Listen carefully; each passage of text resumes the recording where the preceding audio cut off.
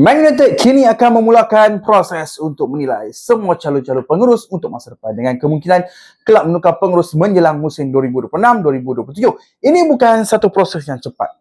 Ia dijangka akan mengambil minggu ataupun mungkin bulan sebelum mereka membuat keputusan mengenai pengurus baru United, dan United akan mengadakan pertemuan dengan beberapa calon pengurus serta ejen-ejen mereka untuk merancang masa depan kelab.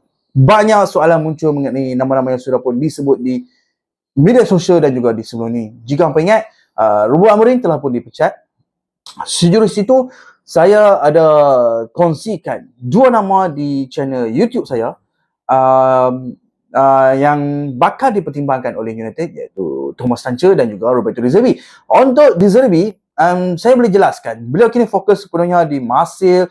Tiada rundingan rasmi boleh berlaku sehingga selepas Piala Dunia musim panas ini. Namun, kedua-dua Tuchel dan De Zerbi sudah berada dalam radar United sejak musim panas 2024. Ketika itu, kelab Man United memilih untuk terus dengan Erik ten Hag, dan proses ini akan melihat lebih ramai lagi calon akan dikaitkan dengan United, bukan hanya dua nama ini. Dan De Zerbi memang diminati dan dikagumi oleh pihak United, tapi beliau bukan satu-satunya calon. Perbincangan dalaman dan penilaian sedang berjalan dan keputusan rasmi tidak akan dibuat pada bulan Januari ini.